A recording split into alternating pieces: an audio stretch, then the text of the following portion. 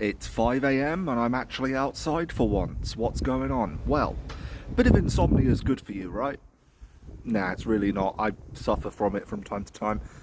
But came out to watch the sunrise with the ocean, keep myself calm and awake and alert, because I still have no internet. And I feel like this is a very first world problem, right? I've got no internet connection. But you don't realise how much of your daily life relies on the internet until it's suddenly gone. And I am on the fourth day with no internet now. And that means I'm officially within the compensation window from Sky. Now, I'm not a particularly litigious person. I wouldn't have really gone after them for compensation.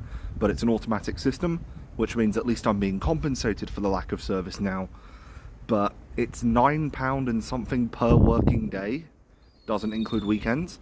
And that's only until the engineer visits, and then it's some other weird system once the engineer has identified the fault.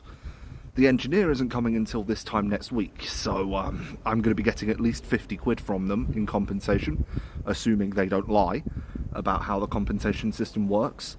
But I don't know what the engineer is going to do, because initially OpenReach, the BT fibre team, were called out to investigate the fault. They couldn't find a problem, and they can't find a problem with my equipment, which means it's probably the wiring in my building, which I'm fairly certain they're not going to be able to fix.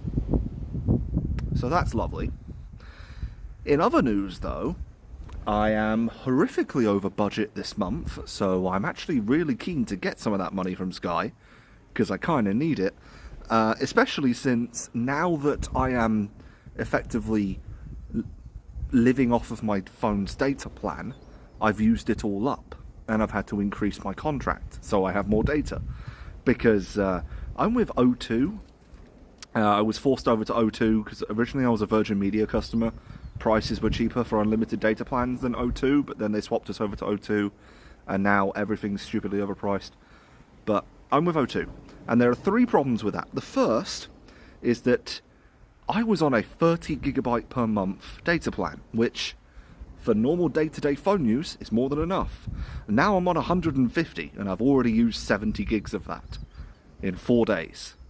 Yeah, I need to start limiting my data usage. Second problem with O2 is, thanks to the age verification laws in the UK, O2 has just put a blanket policy in place that all of their customers are automatically locked out from the NSFW side of the internet until they go in store with ID and prove that they are over 18. And the third issue? I have no local store.